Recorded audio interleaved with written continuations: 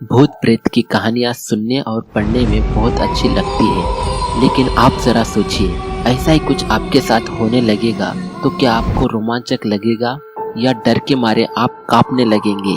किसी परलौकिक शक्ति या आत्मा का आसपास होने का एहसास भी शरीर में एक अजीब सी अनुभूति को पैदा कर देता है। वैसे में ये जाहिर सी बात है कि अगर आपका सामना सचमुच एक आत्मा से हो जाए तो आप वहीं दम तोड़ दोगे।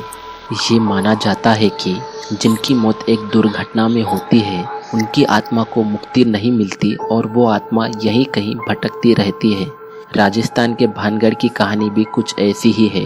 राजस्थान में स्थित भानगढ़ पहले एक फलता फूलता शहर हुआ करता था, पर समय के चक्र ने इस जगह को इस तरह से बदल दिया कि अब यह अबॉन्डेड सिटी के बदले और कुछ भी नहीं रहा।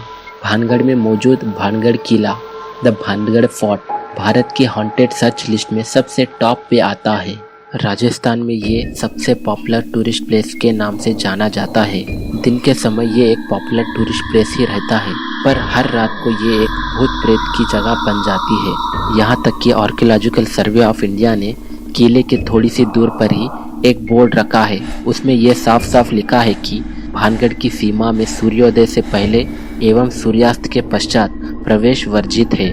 भारत में ये एक ऐसी जगह है जिसको गवर्नमेंट ऑफ इंडिया ने खुद एक हॉन्टेड प्लेस घोषित किया है। ये माना जाता है कि अगर कोई इंसान सनसेट यानी सूर्यास्त के बाद इस फोर्ट के अंदर जाएगा तो वो इंसान वापस कभी लौट के नहीं आएगा।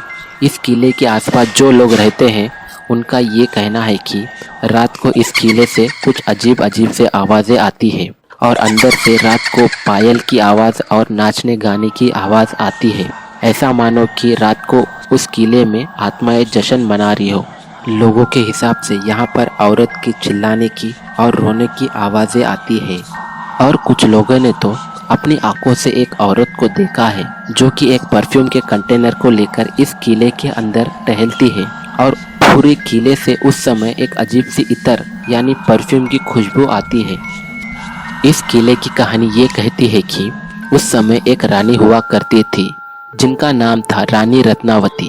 कहा जाता है कि वो अपने समय की सबसे सुंदर रानियों में से एक हुआ करती थी। जब वो 18 साल की हुई, बहुत सारे राजाओं ने शादी के इच्छा को लेकर उनके पास आए।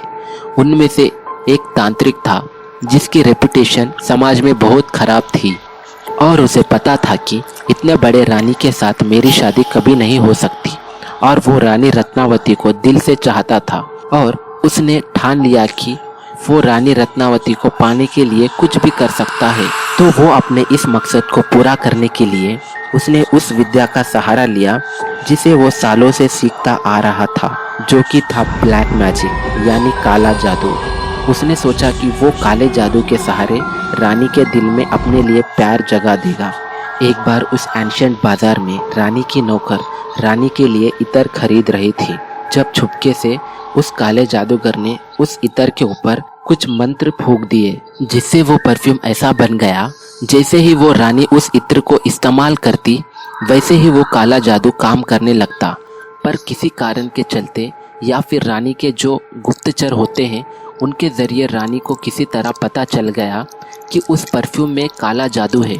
उसके बाद उस इत्र को रानी ने पत्थर के ऊपर जोर से फेंका और वो काला जादू उल्टा पड़ गया, जिसके असर से वो पत्थर पहाड़ के ऊपर से गिरते गिरते सीधा उस काले जादूगर के ऊपर आके गिर गया। उसके चलते काला जादूगर मरने लगा। मरने के ठीक पहले उसने इस पूरी भानगढ़ को श्राप दिया कि ये इलाका और ये किला बर्बाद हो जाएगा। और ये सुन के आप चौंक जाओगे कि इस घटना के ठीक 1 साल बाद यहाँ पर एक जंग छिड़ी और एक के बाद एक यहाँ पर ऐसी घटना हुई कि यहाँ की सारी जनता खत्म हो गई और रानी रत्नावती की भी मौत हो गई। पर आज के स्थानीय लोगों का ये कहना है कि रानी रत्नावती की आत्मा आज भी इस किले को हंट करती है। और एक अजीब सी चीज़ ये है कि जब से इस किले को श्राप मिला है तब से इस किले की इमारत को रिनोवेट करने की कोशिश होती है, वो एक रहस्यमय तरीके से ढह जाती है। उसके चलते कई बार उस किले में काम करने वाले वर्कर्स को चोट लग जाती है। अगर आपको हमारा ये वीडियो अच्छा लगे तो प्लीज़ लाइक, शेयर, कमेंट के साथ साथ हमारे इस चैनल को सब्सक्राइब ज़रूर कर देना।